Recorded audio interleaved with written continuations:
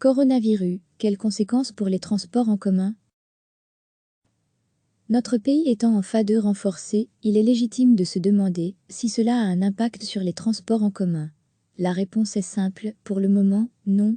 À l'heure actuelle, les différentes sociétés de transport en commun suivent scrupuleusement les recommandations du SPF Santé publique. Le personnel a été informé et formé afin de pouvoir respecter ces recommandations.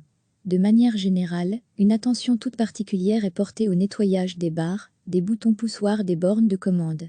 Le nettoyage est également plus fréquent dans les différentes gares du pays. Si l'on recommande souvent de se tenir à 1 mètre les uns des autres, cela n'est pas une obligation. Cependant, un appel au bon sens est émis pour les voyageurs. On conseille aux personnes des populations à risque de limiter leurs déplacements en transport en commun et surtout d'éviter les heures de pointe.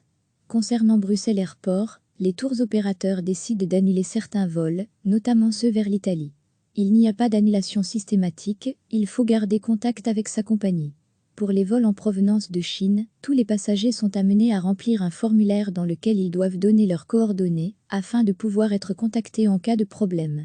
Chaque avion est également inspecté afin de repérer des traces de virus et est ensuite entièrement nettoyé. Notre pays étant en phase 2 renforcée, il est légitime de se demander si cela a un impact sur les transports en commun. La réponse est simple, pour le moment, non. À l'heure actuelle, les différentes sociétés de transport en commun suivent scrupuleusement les recommandations du SPF Santé publique.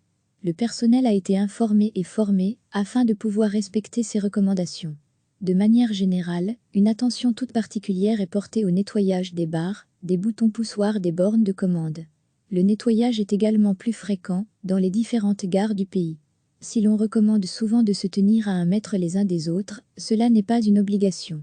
Cependant, un appel au bon sens est émis pour les voyageurs. On conseille aux personnes des populations à risque de limiter leurs déplacements en transport en commun et surtout d'éviter les heures de pointe. Concernant Bruxelles Airport, les tours opérateurs décident d'annuler certains vols, notamment ceux vers l'Italie. Il n'y a pas d'annulation systématique, il faut garder contact avec sa compagnie. Pour les vols en provenance de Chine, tous les passagers sont amenés à remplir un formulaire dans lequel ils doivent donner leurs coordonnées afin de pouvoir être contactés en cas de problème. Chaque avion est également inspecté afin de repérer des traces de virus et est ensuite entièrement nettoyé. Cliquez sur s'abonner pour recevoir les dernières nouvelles.